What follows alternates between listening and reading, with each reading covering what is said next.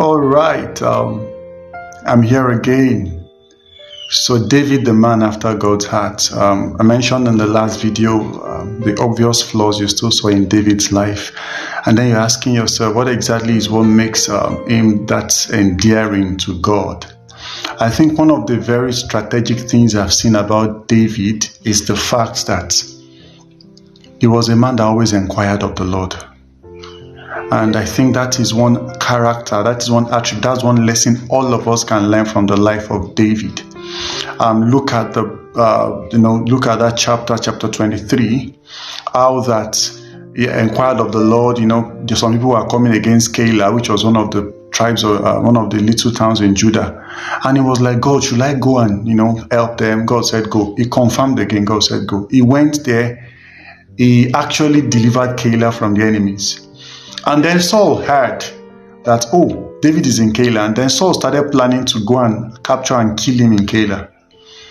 And David got wind of what was going to happen. And then he still went to inquire of God. God, will Saul come here? He said, yes.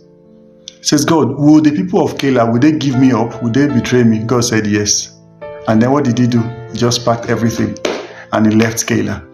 He was a man that was constantly asking God questions. One of the signs that actually shows that we are growing in the things of God is that our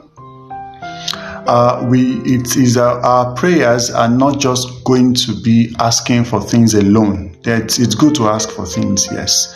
But we are going to get to the place where we begin to, in the place of prayer, begin to press in to understand what is in the mind of God for every situation. We begin to ask God questions. Yeah.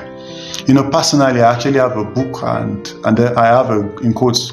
So sometimes I do this for myself. I create a Telegram group that I'm the only one inside the group.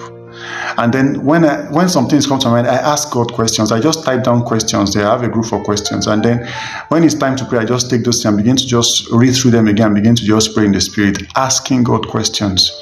That's one thing you will see about David. Shall I go? Shall I pursue? Will I overtake? Will I recover all? One of the things that will make your Christian walk glorious is to actually cultivate the habit of asking God questions. You must get to that place where you must at least ask God, Ibad as Ibad, 1 or 2 questions every single day. Like, there should not be a day that goes by when you're not asking God anything.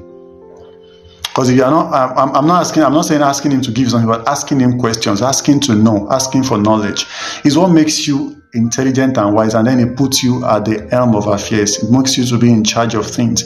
And some of the things you are trying to ask for, when you have that knowledge, they will naturally be yours. God bless you.